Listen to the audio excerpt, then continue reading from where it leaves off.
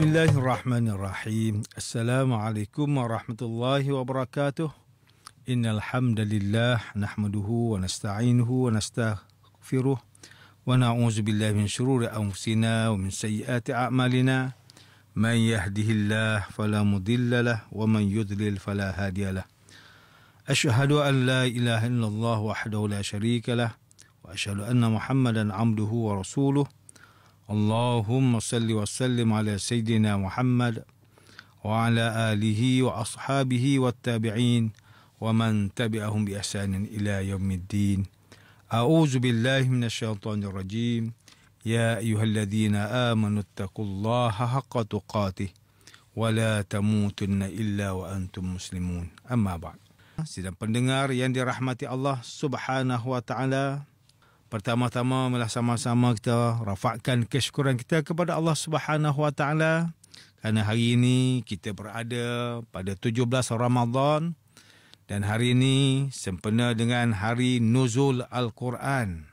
Maka kita merasakan mudah-mudahan Allah Subhanahu wa taala berikan kepada kita taufik dan hidayah daripada Al-Quran yang mulia ini yang Allah Taala kurniakan kepada kita semua.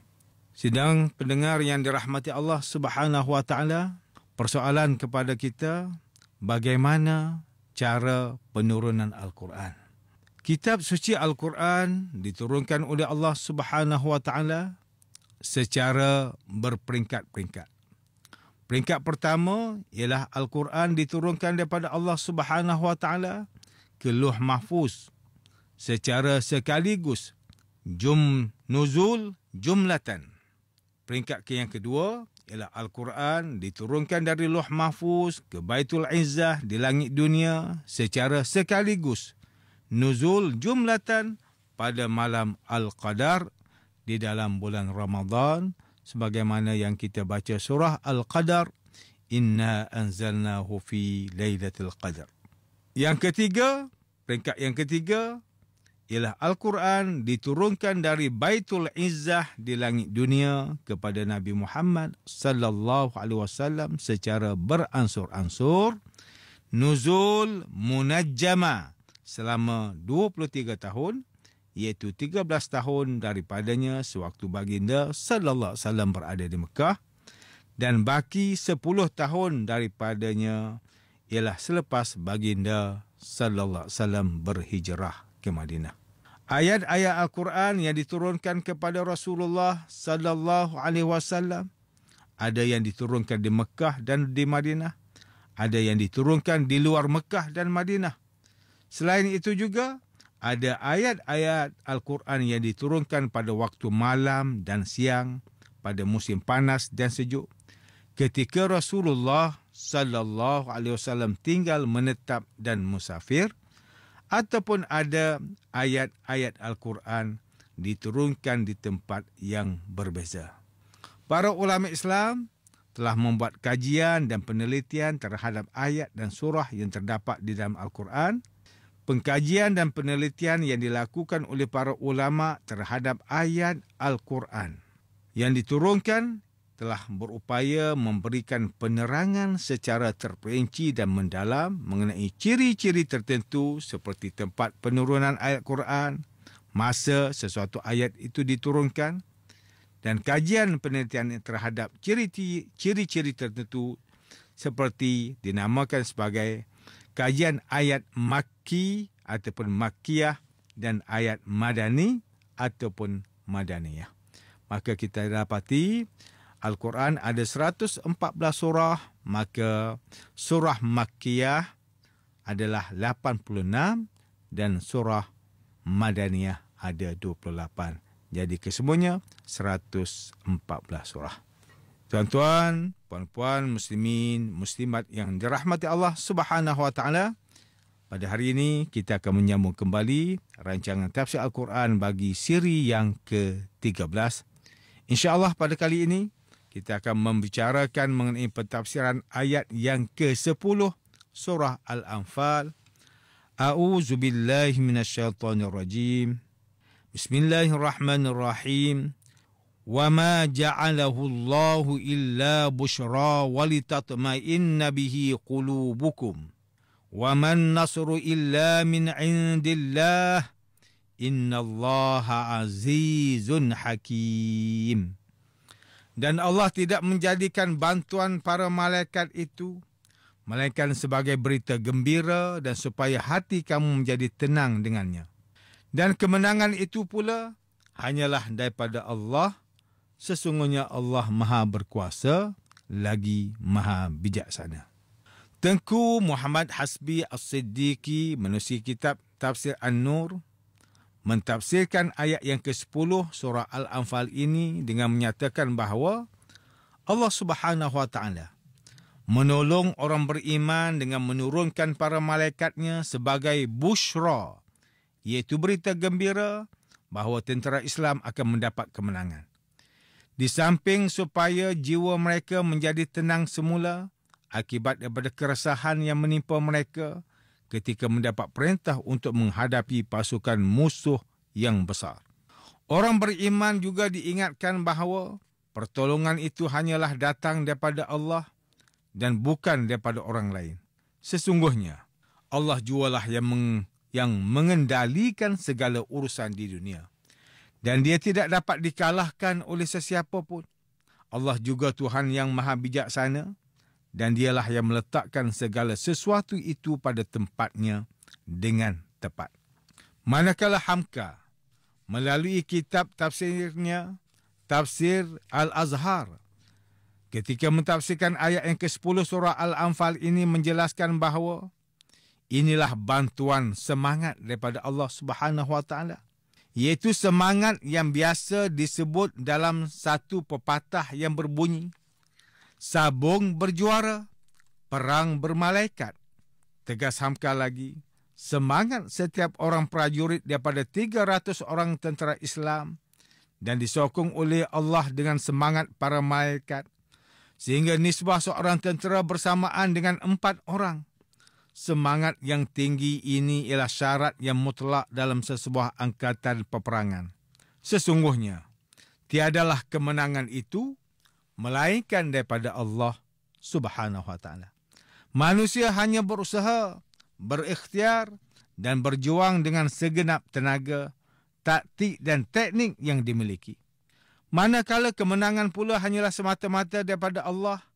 Keadaan atau suasana bantuan para malaikat dalam peperangan Badar pernah dinyatakan oleh Sayyidina Umar Al-Khattab radhiyallahu anhu yang bermaksud, pada hari peperangan Badar kami tidak meragui bahawa para malaikat sememangnya ada bersama-sama dengan kami.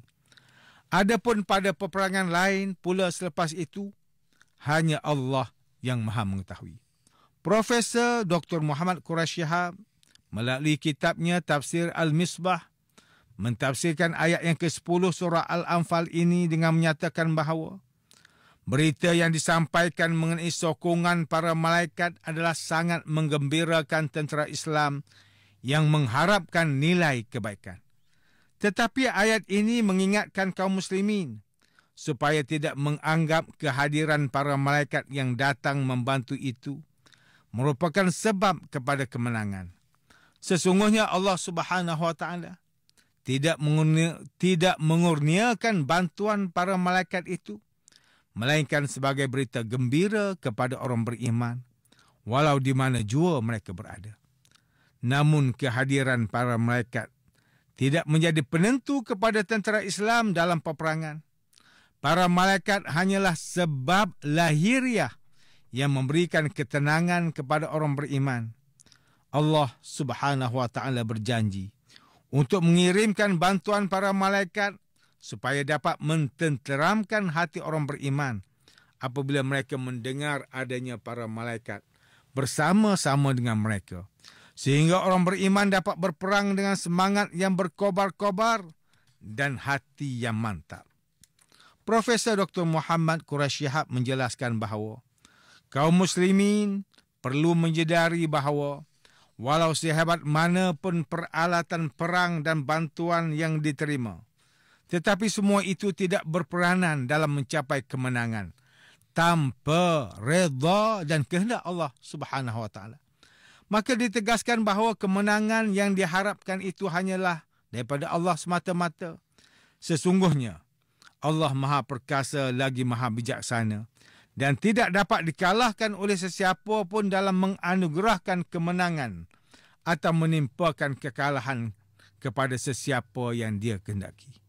Al-Quran menegaskan secara berulang kali bahawa kemenangan hanyalah datang daripada Allah Subhanahu wa taala. Perkara ini bertujuan untuk memfokuskan pemikiran kaum muslimin supaya jangan melihat kepada jumlah anggota pasukan atau peralatan perang semata-mata. Tetapi mereka juga hendaklah menumpukan perhatian kepada Allah Subhanahu wa taala. Inilah yang membuatkan seseorang itu berusaha dalam memenuhi petunjuk Allah, membuat persiapan dalam peperangan dan tidak menjadikannya angkuh, sombong atau terlalu yakin mendapat kemenangan, serta tidak pula menjadikannya putus asa dan lari daripada medan peperangan jika merasakan persediaannya tidak mencukupi. Seseorang Muslim itu perlulah sepadukan antara usaha dengan doa, antara perkara rasional dengan perkara luar biasa, dan antara keupayaan manusiawi dengan madad ataupun bantuan daripada Allah Azza wa Jalla. Sidang pendengar yang dimuliakan Allah Subhanahu wa taala. Demikianlah tafsir bagi ayat yang ke-10 surah Al-Anfal menurut pentafsiran para ulama. Ayat ke-10 ini menunjukkan kepada kita bahawa janji Allah Subhanahu wa taala untuk memberikan bantuan dan kemenangan kepada pasukan tentera Islam merupakan suatu berita gembira, busyra, di mana ia dapat mententeramkan jiwa mereka. Ia juga membuktikan bahawa segala kejayaan dan kemenangan itu datangnya daripada Allah dan tidak hanya melalui usaha dan kesungguhan manusia semata-mata. Sesungguhnya Allah Maha berkuasa ke atas makhluknya dan dia juga Maha berkehendak ke atas segala sesuatu yang dikehendakinya. Demikian juga jika kita melihat situasi masyarakat pada hari ini, terdapat di kalangan orang Islam yang menyangka bahawa segala kejayaan, pencapaian, kecemerlangan dan kekayaan yang dikecapi adalah daripada usahanya sendiri semata-mata. Mereka lupa bahawa segala kelebihan dan keistimewaan yang dimiliki itu datangnya daripada Allah. Akibatnya, mereka menjadi lupa daratan, berasa sombong dan angkuh terhadap orang lain, ujub terhadap kehebatan dan kejayaan diri, bersifat riak dalam menunjukkan pencapaian dan harta kemewahan kepada orang lain. Bahkan mereka juga bakhil untuk menghulurkan bantuan sama ada dalam bentuk kewangan maupun harta benda kepada orang yang berada dalam kesusahan dan memerlukan pertolongan. Allah Subhanahu wa taala mengingatkan kepada orang yang sombong dan angkuh ini melalui firman-Nya dalam surah Luqman ayat 18, "Wala tusa'ir khaddaka lin-nas wala tamshi fil ardi maraha. Innallaha la yuhibbu kulla mukhtalin fakhur." Dan janganlah kamu memalingkan wajah kamu kerana memandang rendah kepada manusia. Dan janganlah kamu berjalan di atas muka bumi ini dengan berlagak sombong. Sesungguhnya Allah tidak suka kepada orang yang sombong lagi membanggakan diri. Begitu juga dengan hadis Rasulullah sallallahu alaihi wasallam. Baginda menyebutkan mengenai sifat sombong dan angkuh ini melalui sabda baginda, "Ala ukhbirukum bi ahlin nar?" Qalu bala. Qal kullu utullin jawazin mustakbir. Mahukah kamu semua untuk aku beritahu mengenai penduduk neraka? Mereka para sahabat menjawab, "Ya, sudah tentu wahai Rasulullah." Baginda pun bersabda, mereka ialah orang yang bersikap keras, lagi kasar, tamak, lagi rakus dan sombong. Hadis riwayat Al-Bukhari. Sidang pendengar yang dirahmati Allah, antara pengajaran yang boleh kita ambil daripada tafsir ayat yang ke-10 surah Al-Anfal ini, pertama, setiap Muslim yang mengaku beriman kepada Allah dan Rasul-Nya perlulah menginsafi bahawa kemenangan dan kejayaan itu datangnya daripada Allah hanya dengan redha, kehendak dan bantuan daripada Allah. Maka manusia boleh berjaya dan mencapai kemenangan. Kedua, setiap orang Islam hendaklah tidak bersikap sombong dan lupa daratan apabila telah berjaya atau menjadi senang dan dilimpahi dengan harta kemewahan.